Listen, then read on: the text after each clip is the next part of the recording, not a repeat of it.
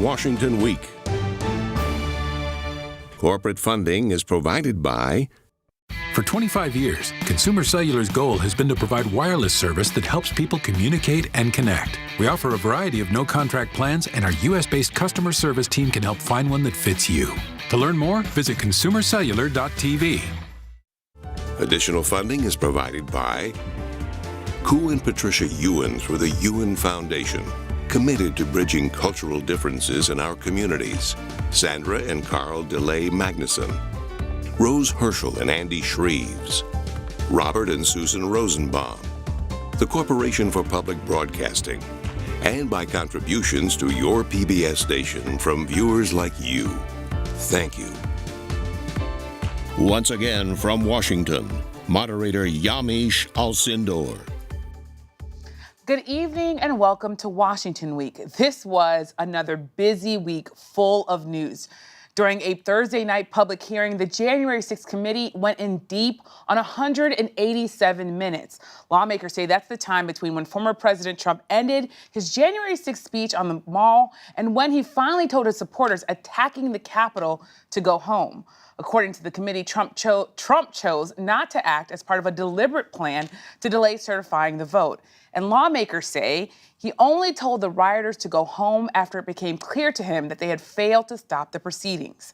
During the primetime event, there was also new video of outtakes, that's right, outtakes, of a pre-recorded speech given by former President Trump the day after the attack. It showed his reluctance to condemn the mob and how his daughter, Ivanka Trump, coached him through the remarks.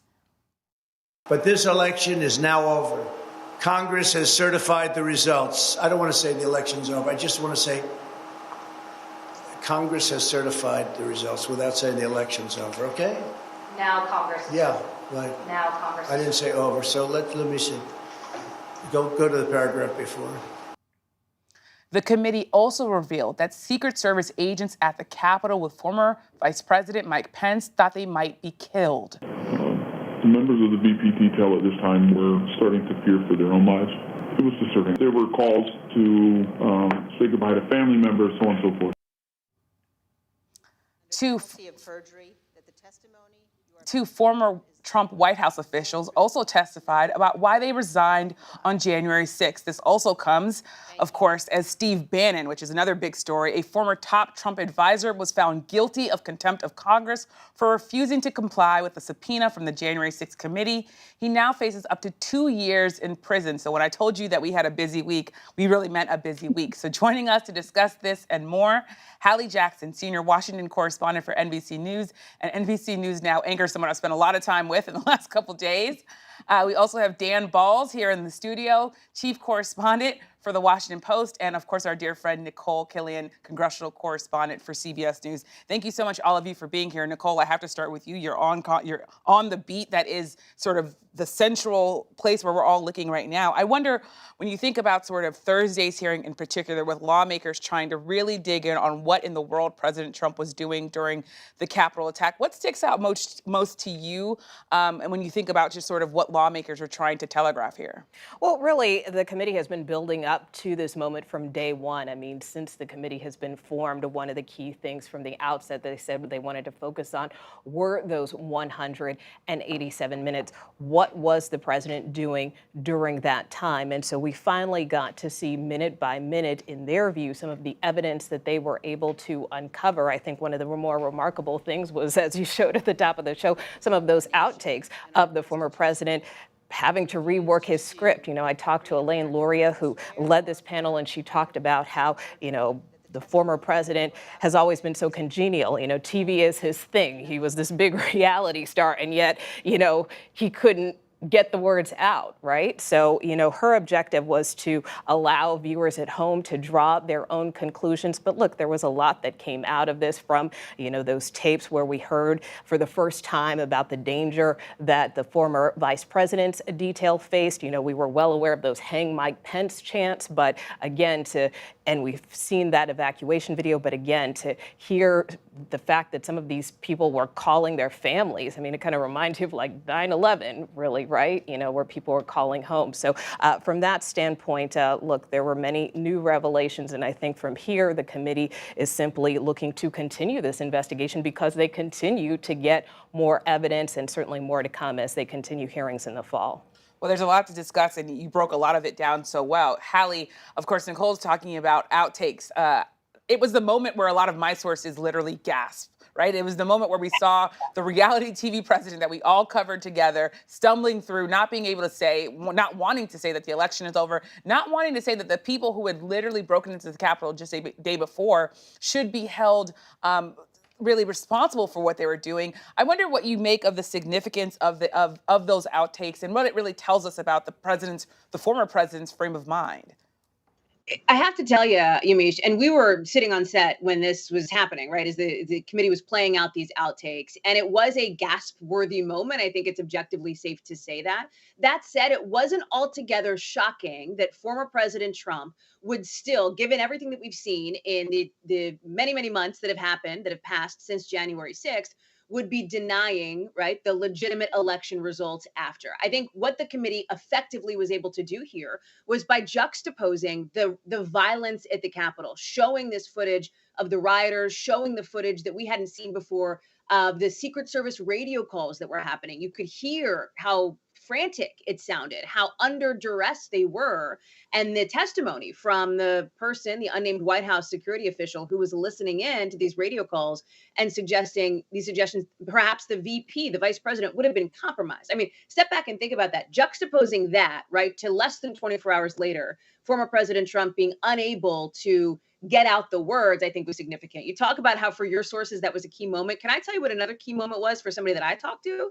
And that's something that's not getting a ton of attention, but it's at the end of the hearing when, as Nicole mentioned, Congresswoman Elaine Luria, who was leading part of the hearing, played a huge role.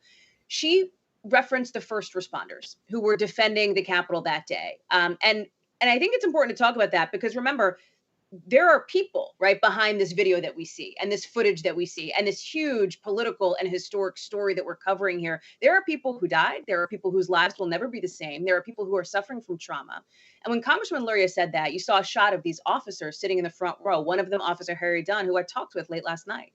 And he said that the moment that stuck with him, the thing that he is still rattled by, was what you referenced, that Secret Service testimony from this White House official, that people were calling their families to say goodbye. That shook Officer Dunn. And he had told me beforehand, too, he was really bracing for sort of the emotional impact of this because it spoke to the intensity and the seriousness of this moment, Yamiche. That is really a great way to really think about this and such a smart thing to point out. That was such a, I think, chilling moment here.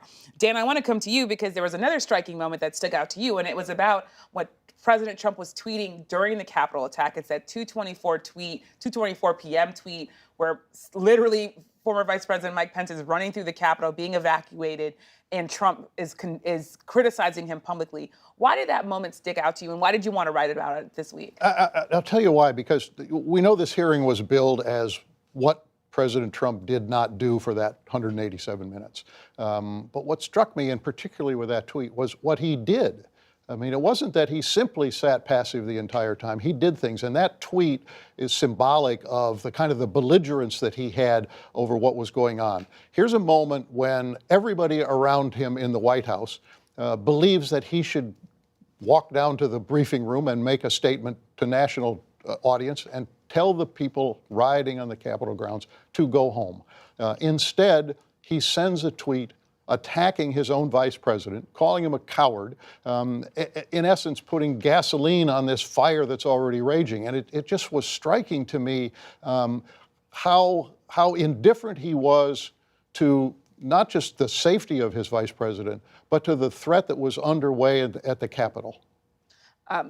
It was absolutely striking, and Nicole, in some ways, there was so much in this hearing, but I want to, I guess, in some ways, focus you back onto this Secret Service, these details about people calling their family. Hallie talked really deeply about them. What are you hearing from lawmakers on Capitol Hill? Because you're obviously walking the halls where these people were saying, I might have to call my family because I might not ever see them again. Well, I mean, there's that, and then there's also this issue of these deleted text messages, right, that the committee is trying to get a hold of. And so, that we continue to see more developments on that front. And I think, many on the committee are very frustrated that they cannot get the information that they need. I mean, there's a lot with respect to the Secret Service. I mean, it's not just this protection element, but it's also, that whole story we heard from Cassidy Hutchinson's testimony a couple of weeks back, where there was this altercation with the former president and his detail. And so we also heard last night more about that from this retired D.C. police sergeant, which I also thought was interesting in terms of them broadcasting some of his testimony. And so we know that some members of the panel have now said that some members of this detail may have retained private counsel. So look, there are a lot of legs to this story, and that is why you heard the committee last night say, look, we are not done. Our work is continuing in August before we resume with these hearings in September. Saying it has a lot of legs is definitely a good way to put it, because Hallie, we are continuing to see former President Trump attacking this committee. Just this week, we heard that he was calling Wisconsin officials, trying to get them to still overturn their election results. All this is happening as the hearing showed that Donald Trump was, they say, spent time calling senators, we're not sure which senators, while Rudy Giuliani was leaving messages for senators saying, hey, you should try to slow down this process even more. I wonder if you could connect what was happening on January 6th to what we know is happening in real time. It's such a great point, Yamiche, because, and then, oh, by the way, right, the investigation in Georgia that is happening simultaneously to all of this too, right? There's a lot of threads here that are disparate but connected in some ways. And I think that is going to be, it has to be, one would think, the focus of what the committee, or at least a part of what the committee is going to talk about come September. Because think about what they've done, Yamiche, over the last couple of months here, right? Since early June when these hearings started. They very clearly laid out an arc, right? They wanted to make sure, and they talked about this. Members talked about it with me, they talked about it with you and others, that they wanted to make sure that they were crafting something that would be compelling to people as they laid down an accurate record of history, right? There's a lot of questions about the accountability factor, what happens with the Justice Department from here, but for these initially 7 and then 8 hearings, it was about a record of history, right? To come back in September now, and yes, Vice Chair Liz Cheney has said the dam has begun to break, that the door is open, there's more witnesses, more subpoenas, active information coming into them. But for them to come back in September to hold more hearings, as they are going to do, you've got to think that there is a bar that they want to try to hit, right, with the way that they have conducted these hearings so far. And I think that what you're talking about with these phone calls that former President Trump is continuing to make to people in Wisconsin, with what the Fulton County District Attorney is continuing to uncover, the testimony that we expect to hear from Rudy Giuliani down there, for example, that these are going to be part and parcel of some of the threads that the January 6th committee will try to pull on, Yamiche. And I will just say, too, as we talk about this sort of big picture, Donald Trump is engaging in this. Right. Donald Trump is watching this. We know he's watching this. We know what channel he is watching this on, because he was tweeting, truth socialing, I should say, poorly about one of those channel's anchors, calling, Liz Cheney a sanctimonious loser. So he is to some degree engaging in this. There's a political component here, too, that is not going away, especially as we get closer to the midterms. This political component is clearly not going away. And we know that, Dan, because just today we had new information, a new development, which is that Steve Bannon was found guilty of failing to comply with a subpoena from Congress. I wonder what you make of the political significance of that, but also, of course, of the significance of that to the committee's work, because it's clear they're taking this seriously. They are taking it very seriously, and they were quick to respond to that conviction to say that this is an indication of the seriousness with which we are approaching this job. This was in many ways an open and shut case. It was clear when the trial started that he was likely to be convicted, in part because of some of the choices that the judge had made. But it is significant. It says if you defy this committee, you run the risk of going to jail. And I suspect we have not heard the last of Steve Bannon from this committee as they continue to dig in and look at other aspects of it. And if I could give you a follow-up question here, there's a lot of pressure being placed on the DOJ because there are a lot of Democrats who are looking that way and saying, okay, well, what's the DOJ going to do now? What do you make of sort of the pressure Merrick Garland, Attorney General Merrick Garland, is facing, and the sort of potential that criminal referrals could be handed down from the DOJ? It seems to be that there are two main objectives of the January 6th committee. One is to ratchet up the pressure on Merrick Garland to look at this as seriously as possible. He's got a very, very difficult decision, and we don't have to go into all of the details of that, but it is clear that this is a fraught decision for him, and whatever way he decides will touch off a firestorm. But that's one element of it. The case they have laid out, which is not necessarily a case that you would bring strictly in this way in a courtroom. They would face a different challenge through the Justice Department if they do in fact indict the president. But they have laid out so much evidence about this former president that it is forcing, I think, the Justice Department to really think about whether they will take that, in essence, fateful step. I think the other goal was from what Liz Cheney had to say in her close last night, and that is, given the choices that this president made on January 6th, should he ever again be allowed to hold a position of authority in the government? And that's a political question. And almost no matter what happens with the Justice Department, that is a question that will go before the voters probably in 2024 if he runs. Certainly. And Nicole, when we think about sort of all of the sort of political implications here, we have to go back to something that Hallie mentioned, which is that Liz Cheney said the dam is broken. There are going to be more hearings, plural, for those at home, that's with an S, in September. Talk a bit about what lawmakers think they want to learn, what we know about this new information, new witnesses coming forward, but also sort of what are the unanswered questions that they want to get at?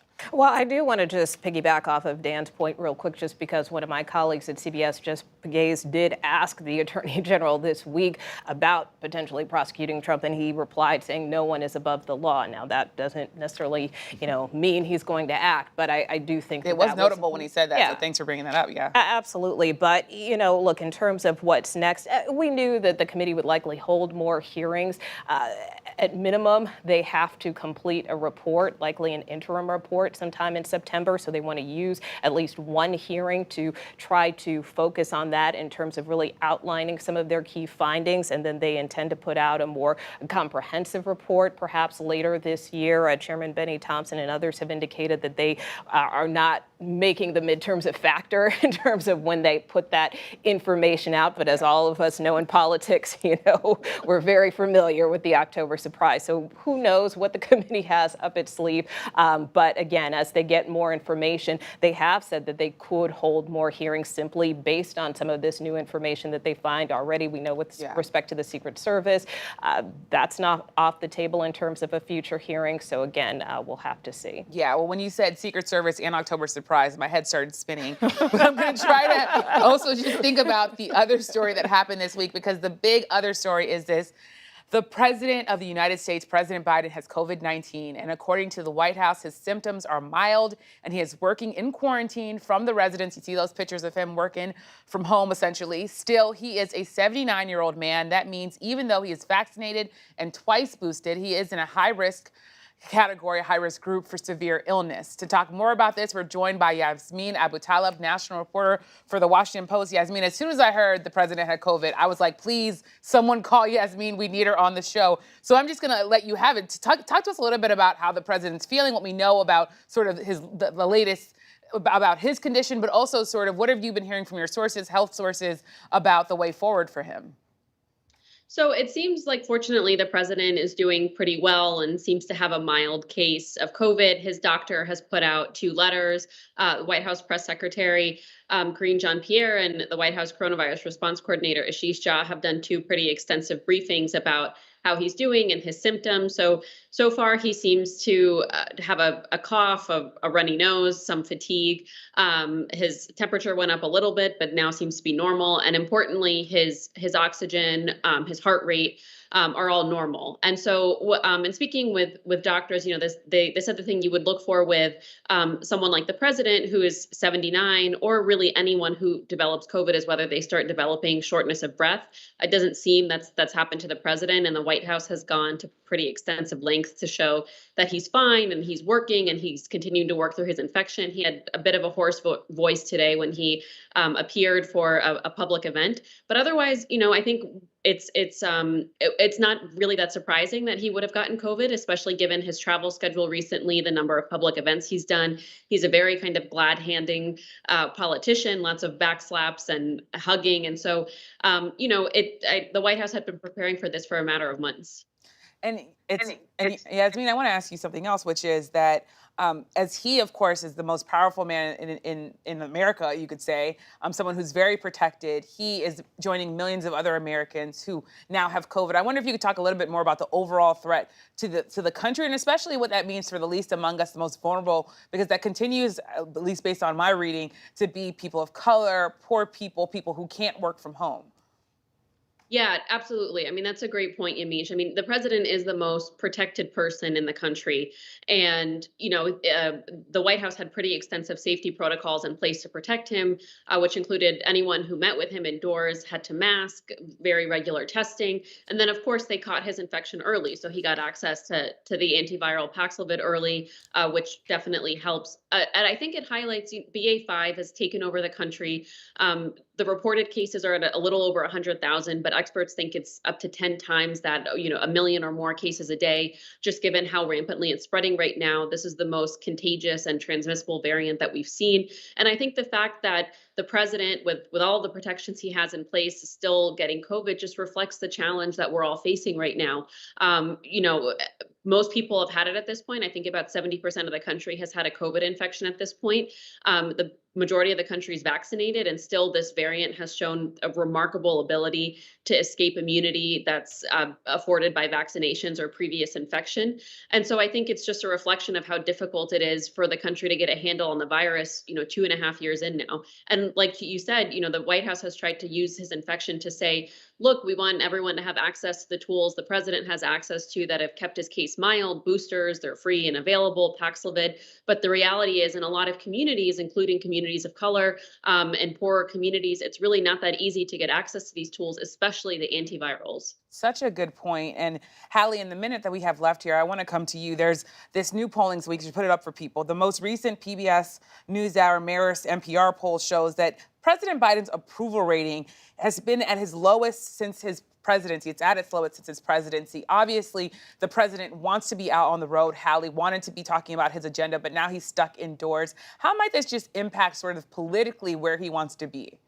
The White House hopes very little, Yamiche, because they have been talking now for weeks about the idea that once we hit this point of the summer, once he gets through these overseas trips, he'd be out on the road, he'd be hustling ahead of the midterms, right? I mean, that was something that was previewed for a long time. So to have the president sort of isolated here in the White House, they are trying to do as much as they can to show he's still working. They released photos. They're talking all the time about the calls he's making. They're trying, they say, to be transparent. I think that's a question. I think that's something that I know a lot of reporters will be staying on top of to make sure they're getting information from the White House in a timely way.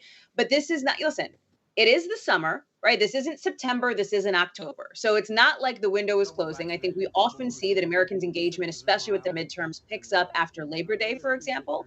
And so I think that the White House is going to be eager to get the president on the road. But they also understand that they want to make sure they're following to the T every CDC guideline, because they got to not just talk the talk, but walk the walk here as it relates to how the president is going to handle this. You've seen Dr. Biden, for example, staying in Wilmington, or staying in Delaware, I should say, out of the White House, out of the way of the president. They're really trying to be modeling here some behavior that they want to see the rest of Americans take. Yeah, and Dan, in the last 30 seconds, it's a lot different thinking about what Hallie is talking about, sort of the protocols that the Biden administration is taking versus what we saw under the Trump administration. Different times because, of course, there was no vaccines.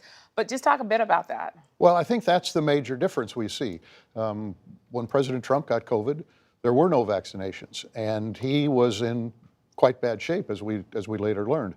The White House is trying to use this, in a sense, as a teaching moment, that we have these tools available, and we ought to begin to try to use them, and those who have not taken advantage ought to do so.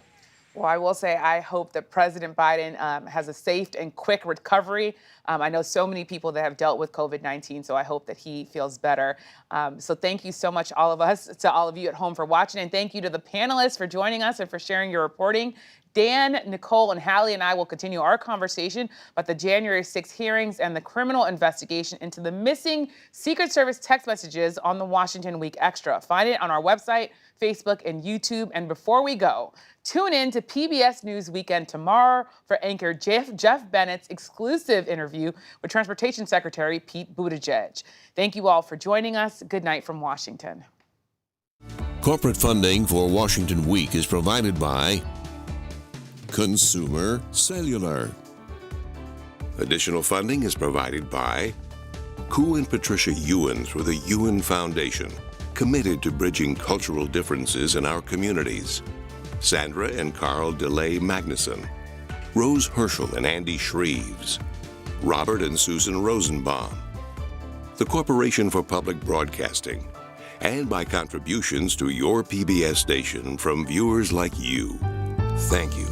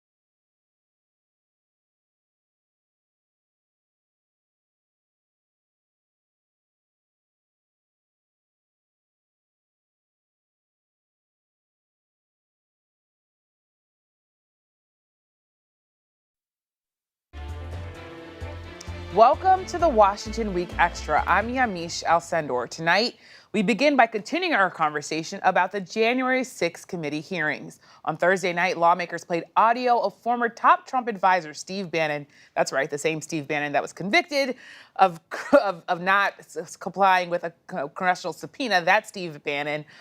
Talking on October 31st, 2020, days before Election Day, about how Trump would declare he won the election even if votes were still being counted. So here's Steve Bannon talking in October 2021, or 2020 rather, talking about stealing the election, essentially.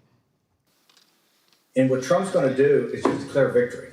The Democrats, more of our people vote early that count.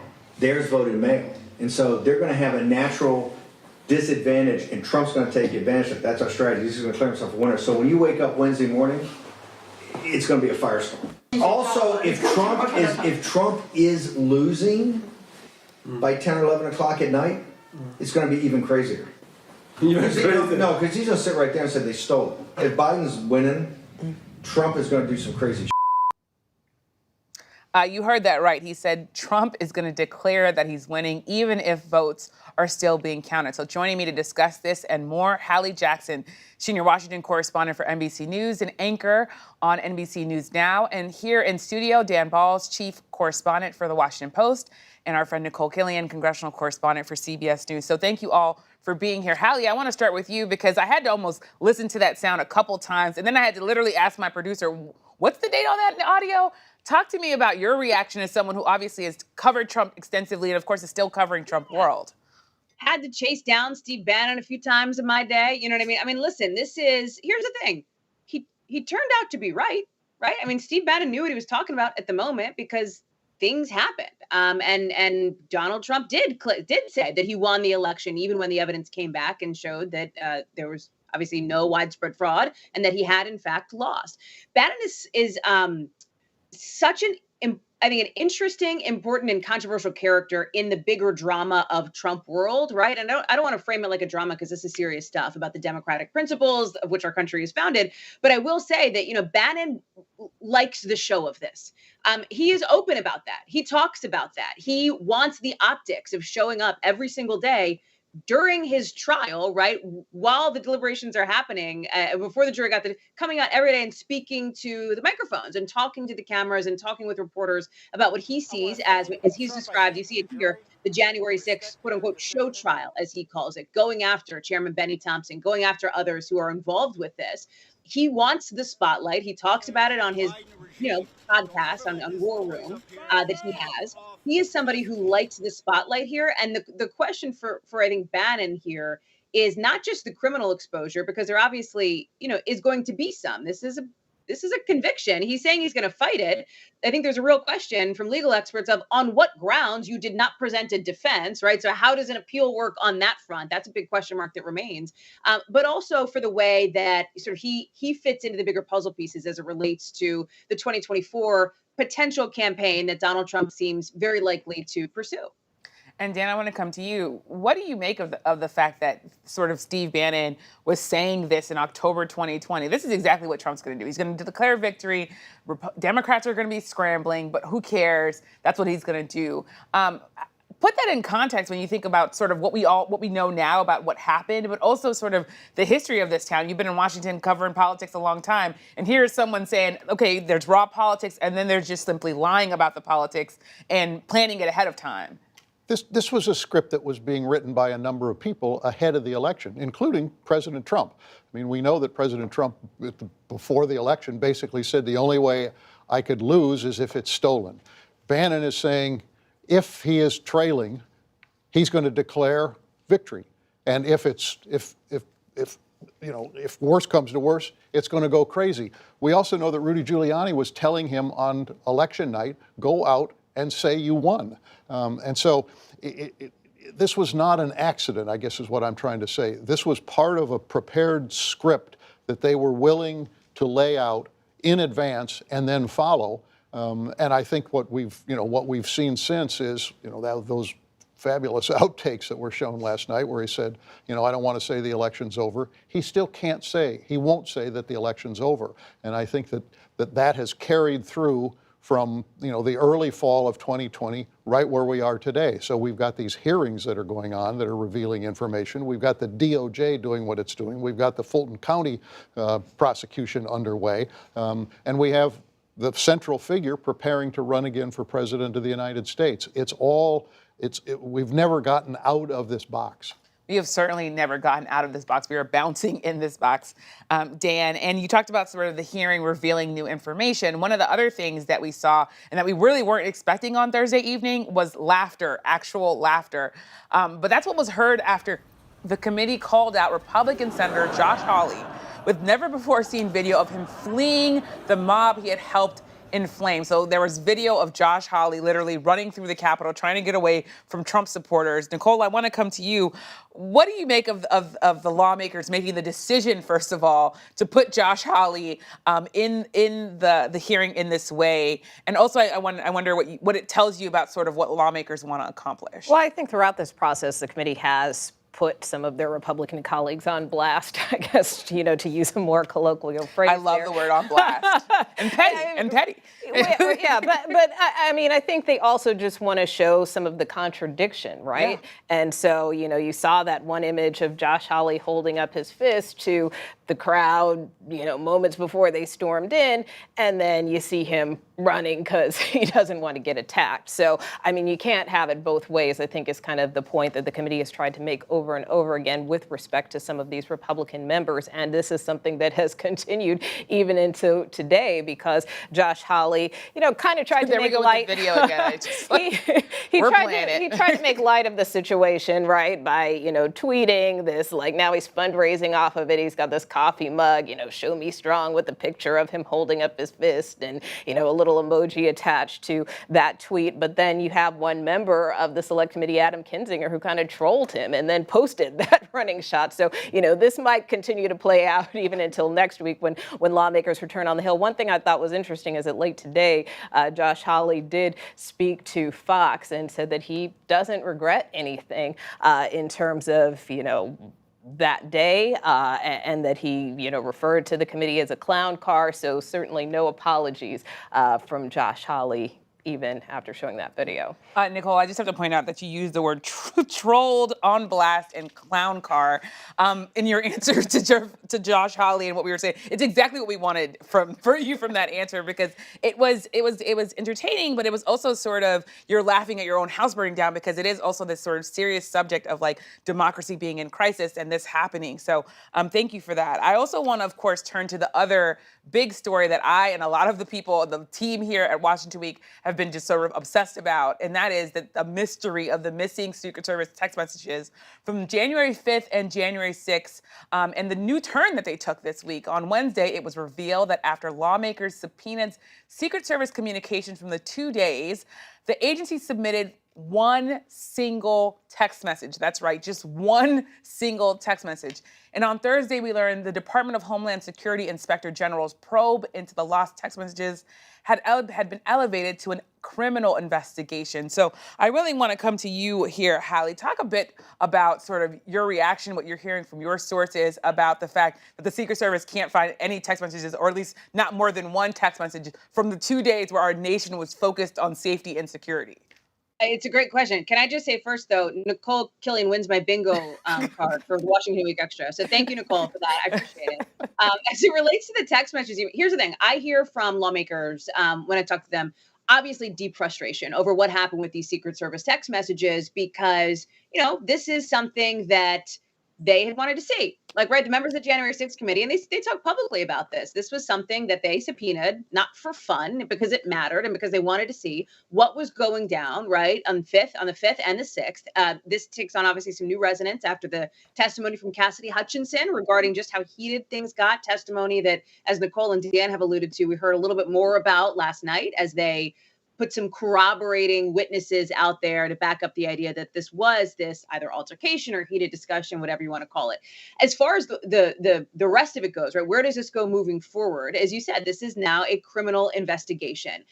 Looking at this let's say you're looking at this charitably, right? At the least, this was an issue of the Secret Service migrating these text messages or migrating these devices to a new system and failing to comply, right, with the Federal Records Act, with the law of archiving these messages.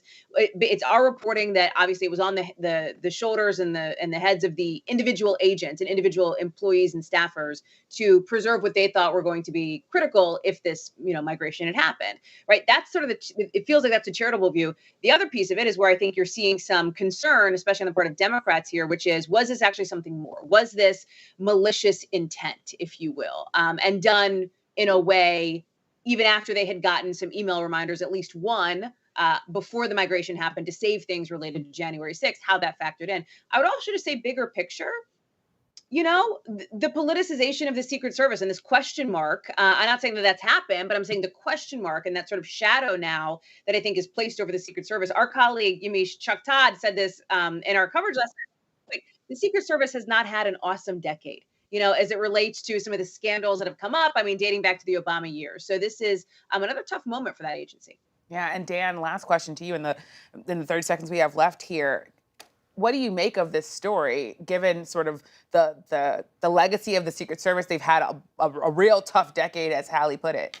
They've had a very, very tough decade, and my colleague Carol Leonnig has reported on this for most of that decade of all of the scandals that they've had, and for this to come on top of that, I think is a terrible blow to the Secret Service, frankly, as an institution. And the idea that there is now a criminal investigation, that this has been elevated to that level, it tells you that there is inside the institution at Homeland Security some concern that the initial story that was put out may not be the right story. Hallie's right. We don't know whether this was, accidental or malicious. But the fact that they returned only one tweet raises the question of what are they really trying to hide something, and what is actually going on?